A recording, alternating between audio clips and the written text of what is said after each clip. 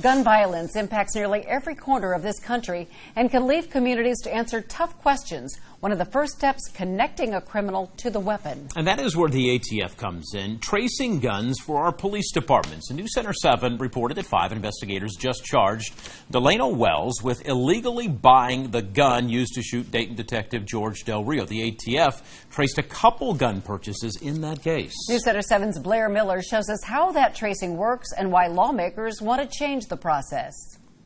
Crime scene shows can portray cops tracking down the owner of a gun with a quick computer search, but the reality is no database for firearms exists. And because of the law, tracing today can take weeks.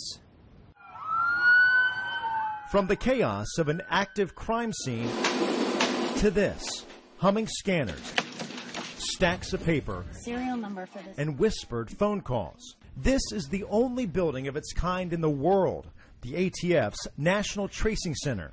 And in this building, these boxes line hallways. They surround cubicles, and this really is just part of it.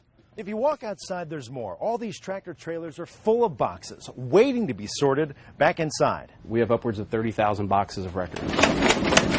The goal here, to tell police where a gun used in a crime comes from. That's the piece of information that we're trying to get back to law enforcement as an investigative lead. Neil Trotman's unit gets about 2,000 requests every day, and most of the searching is done by hand, from unpacking to sorting with almost assembly line precision. What do you say to people who may be surprised by this? And from the outside, it may look like, wow, in this day and age, this seems like it's really behind. You know, there are laws in place, and given the way the laws are written and the process that we need to follow, we've actually developed over the years a very efficient process of tracing firearms. Because of that law from the 1960s, these records aren't allowed to be kept in a database to easily look up gun serial numbers. It's all kept on these sheets, stored electronically, but not searchable. Each worker can scan up to 50,000 pages a day. We do get that phone call sometimes saying, hey, can you look up the serial number? Well, that's not at all how this works. Once the ATF gets the serial number, they call the manufacturer to learn where the gun was sold.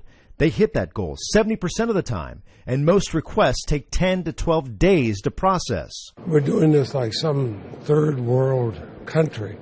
I mean, this makes no sense. We shared what we found with Senator Patrick Leahy of Vermont. He's working on a bill right now on this very issue to create a searchable database, saying the current system is obsolete. It's costing us millions of dollars more than it should, but it's hurting law enforcement.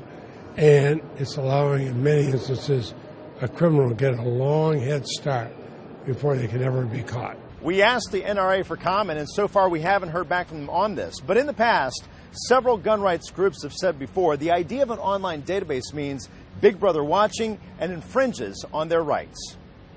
In Washington, Blair Miller, News Center 7. As we mentioned, the ATF handled the case involving the weapon used to shoot Dayton Police Detective George Del Rio. Now, Butler County man faces charges.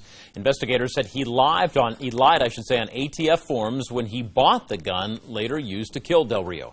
ATF pushed for an urgent trace for all 3 guns found in the house where Del Rio was shot. That led agents to Delano Wells.